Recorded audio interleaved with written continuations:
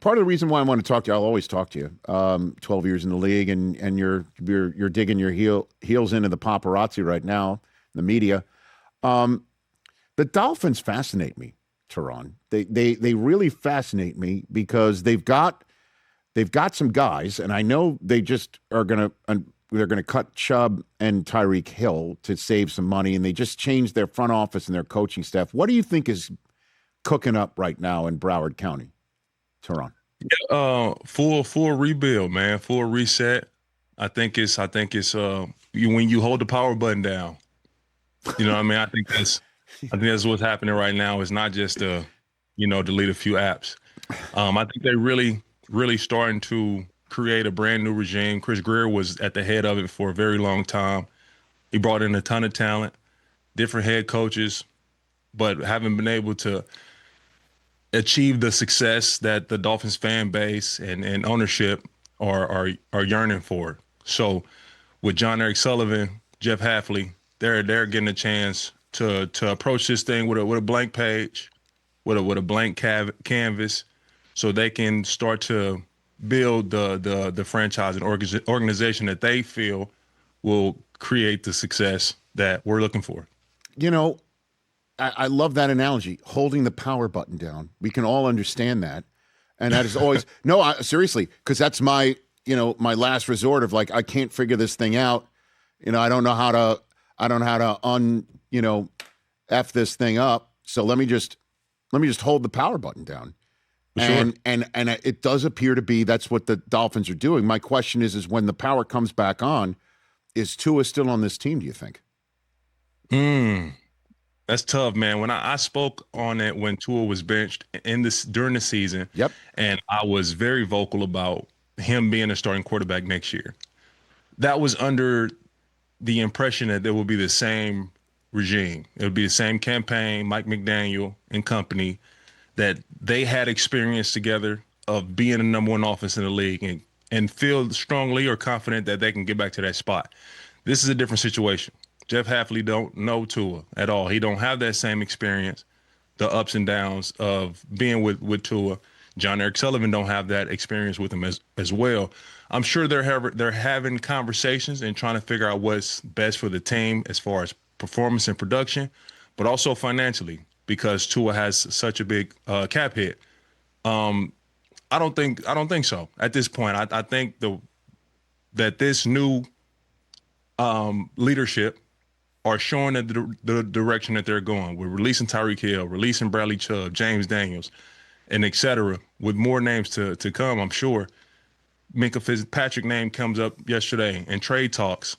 So I can see Tua moving from being a Miami Dolphin.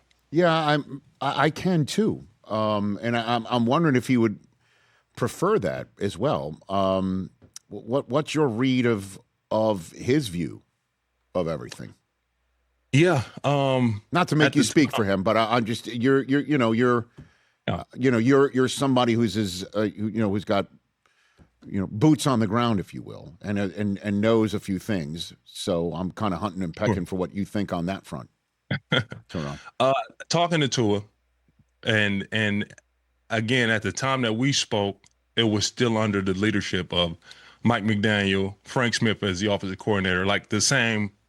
It was the same group, and his thought process then was be the best teammate possible, show up, be the best leader possible, help Quinn Ewers be ready to lead the guys for the rest of the season, and then the offseason hit, have some real uncomfortable conversations with the people upstairs, and figure out how do we fix this and move forward. So he was all in on righting the ship in Miami.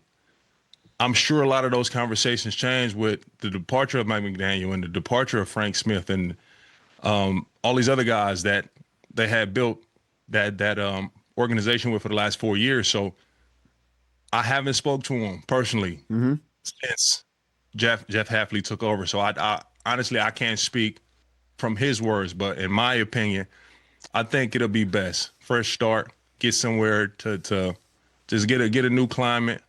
You know what I mean? Deep breath and go ball.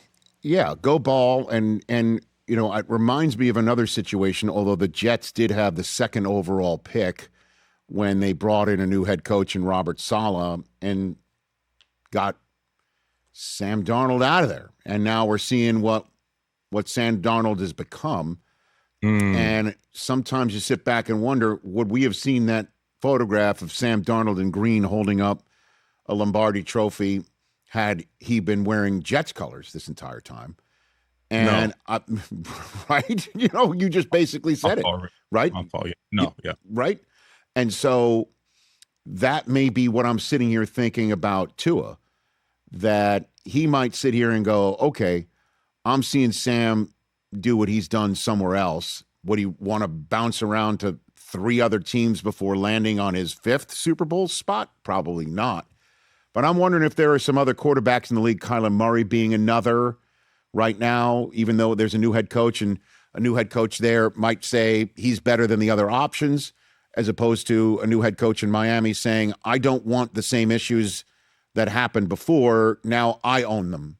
I'd rather start from scratch. And I'm wondering if that might be the case here for a lot of quarterbacks around the league here, Yeah, no, Rich, it's a lot to think about. It's a lot to consider. What I do know is very, very few elite quarterbacks. Like, it's very few that give you the chance to beat anybody on any given Sunday. And it's hard when you got someone that you've seen the level of production that's hard to find.